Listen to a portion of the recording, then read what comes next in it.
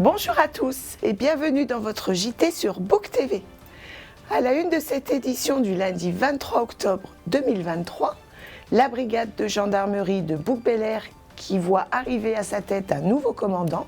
Nous serons avec lui, le major Kaparos, en duplex. Les Arméniens de Bouc-Bel-Air qui installent un rashkar dans le jardin Missak Manoukian en mémoire de l'Artsakh. L'univers Harry Potter qui s'invite à la cantine de l'école des Pins le temps du repas. Et les associations de Bouc-Bel-Air qui se forment aux gestes de premier secours. Sans oublier la météo à l'issue de ce JT. Mais avant de développer ces titres, sachez que les intempéries de ces derniers jours ont fait souffrir les arbres de notre commune. Ainsi, un des pins de l'avenue Thiers a été touché par des fortes rafales de vent. À la salle, c'est un des célèbres marronniers qui a vu une de ses branches céder sous la pression du vent. Des dégâts, mais aucun blessé à recenser, les équipes techniques de la mairie de Bouc-Bel-Air sont rapidement intervenues pour sécuriser les lieux. Le sud de Bouc-Bel-Air a connu une panne d'alimentation en eau la semaine dernière. En cause, les travaux qui ont lieu actuellement à plein soleil. L'entreprise en charge de la rénovation a par mégarde éventré une conduite d'eau. Il a fallu plusieurs heures pour maîtriser le sinistre. Des travaux ont été menés par l'entreprise de BTP et la Société des eaux de Marseille. Tout est finalement rentré dans l'ordre. Même s'il a pris ses fonctions depuis plus de 2 mois, c'est désormais officiel, le major Christophe Kaparos est le nouveau commandant de la brigade territoriale autonome de gendarmerie de Bouc-Bel-Air. Au cours d'une cérémonie qui a eu lieu à l'espace Jean d'Ormesson, le colonel André Vianney-Espinasse, commandant de la compagnie de gendarmerie d'Aix-en-Provence, a installé le major Kaparos comme commandant de son unité. Une cérémonie où étaient présents les maires de Bouc-Bel-Air et de Simiane, Collongue, ainsi que de nombreuses personnalités civiles et militaires. Pour mieux connaître le major Kaparos, nous sommes en duplex avec lui. Major, pouvez-vous nous décrire votre parcours jusqu'à cette fonction de commandant de brigade à Bouc-Bel-Air ? Alors j'ai commencé dans l'armée de terre, j'ai fait l'école des sous-officiers de Saint-Mexan, ensuite j'ai servi durant 5 années dans les chasseurs alpins, et là j'ai basculé en gendarmerie, l'école de gendarmerie du Mans, puis j'ai été affecté à l'escadron gendarmerie mobile de Grenoble, où j'ai servi durant 5 ans, ensuite brigade départementale de Vif, une unité proche de l'agglomération de Grenoble, et ensuite j'ai été coopté par la section de recherche de Grenoble, où j'ai servi durant 11 ans, dont 7 au groupe homicide, où je gérais tout ce qui était homicide sur l'Isère, la Drôme et l'Ardèche. Ensuite, j'ai été muté à la brigade de recherche de Grenoble durant 6 années. Et enfin, j'ai rejoint la brigade d'Ebens sur un poste de commandement, mais pas en titre, durant 2 années où je remplaçais un lieutenant en longue maladie. Suite à ça, je suis parti en Martinique 4 années à la section de recherche de France, où je commandais à nouveau le groupe homicide sur l'île. Puis de là, j'ai été muté pour ce beau commandement à la brigade de Bouc-Bel-Air que j'ai rejoint au mois d'août. Au milieu de tout ça, j'ai fait une petite opération extérieure au Mali durant 4 mois où je commandais la brigade de Gao en plein centre du Mali. Voilà un peu mon parcours, 36 ans de service et j'ai 55 ans. Vous arrivez dans une belle unité puisque la brigade de gendarmerie est la meilleure de la compagnie. Est-ce que ça vous met pas un petit peu la pression ? C'est mon dernier poste, je pense que j'ai été choisi au vu de mon expérience et de mon passé, donc je n'ai pas de pression, d'autant plus que les gendarmes qui sont sous mes ordres sont de très bons personnels, j'ai une grande qualité de personnel, ce qui me permet de faciliter mon commandement. Avez-vous déjà pu identifier le type de délinquance sur Bouc-Bel-Air ? Alors notre plus grande activité actuelle, c'est les vifs, violences intrafamiliales et bien sûr, comme Bouc-Bel-Air est une commune on va dire un peu riche, on a le fléau des cambriolages qui touche également toute la France. C'est nos 2 facteurs d'activité les plus forts. Merci Major. Et en parallèle de cette cérémonie d'installation, les autorités de la gendarmerie ont pu remettre des lettres de félicitations à 8 gendarmes de la brigade de Bouc-Bel-Air pour la résolution d'affaires de trafic de stupéfiants, vol d'engins de chantier, d'évasion fiscale, entre autres. Même si les félicitations sont d'abord symboliques, elles témoignent du dynamisme de la brigade, comme nous l'explique le colonel André Vianney-Espinasse, le commandant de la compagnie de gendarmerie d'Aix-en-Provence. C'est une brigade à la fois très soudée, très jeune, très dynamique, qui a pour raison d'être sa présence sur la voie publique et en découle donc de belles affaires. Après, je remets un petit peu les choses à leur place. C'est l'aide de félicitation, c'est demande de récompense.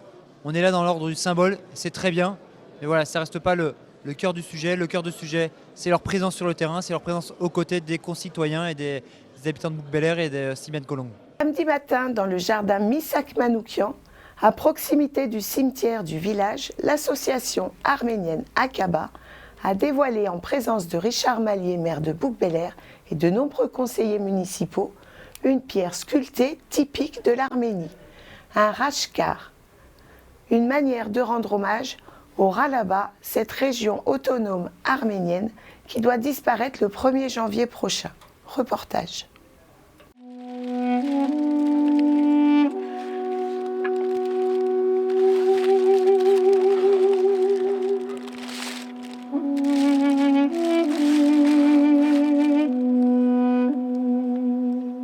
C'est très symbolique. Ça représente un monument depuis le 4e siècle en Arménie.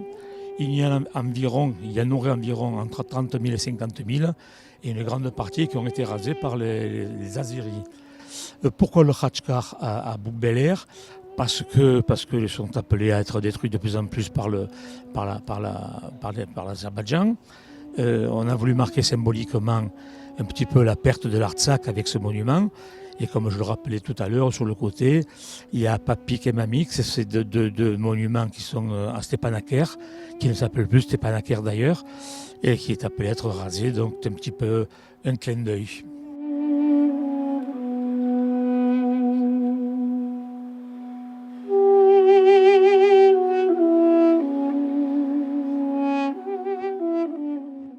À l'approche des vacances de Toussaint et d'Halloween, le personnel du réfectoire de l'école des Pins a fait basculer les lieux dans l'univers d'Harry Potter le temps d'un déjeuner.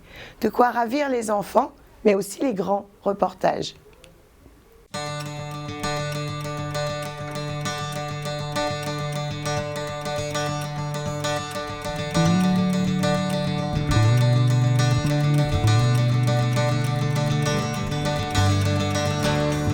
Eh bien, comme vous voyez, Harry Potter s'invite régulièrement dans nos réfectoires de la cantine de Bouc-Bel-Air. Donc cette année, c'est pour l'école des Pins. Et puis voilà, c'est surtout pour le plaisir des enfants parce que c'est magique, c'est un moment magique. Nous, on est quand même des agents de restauration. Moi, je ne suis pas passionnée d'Harry Potter. Madame, oui.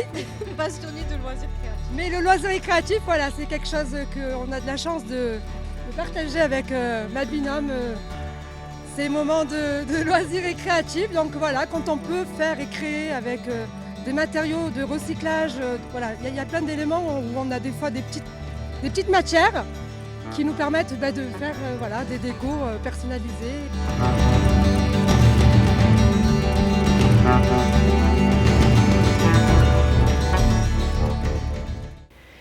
C'est une volonté municipale, former un maximum de personnes aux gestes de premier secours. Outre les agents municipaux, la municipalité propose aux membres des bureaux de chaque association de se former aux gestes qui sauvent. Il y avait une session au gymnase Guidru la semaine dernière.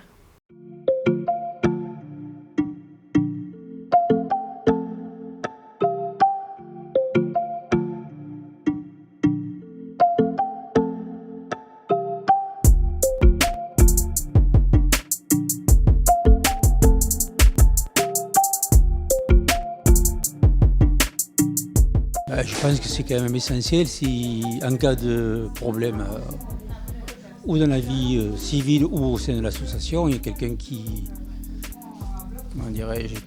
a un problème, qui fait un malaise, il faut savoir quoi faire en attendant d'appeler le secours, quoi. Faire un garrot, la position de sécurité latérale, le massage cardiaque que je n'avais jamais pratiqué.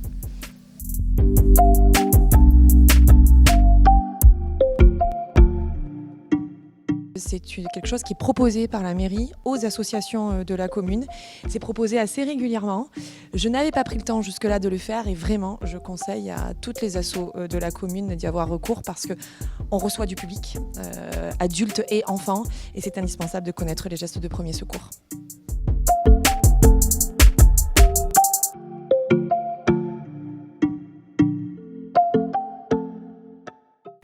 Voilà, c'est tout pour cette semaine. Dans un instant, la météo. Belle semaine à tous et je vous prie de m'excuser pour cette voix un petit peu éraillée. À lundi.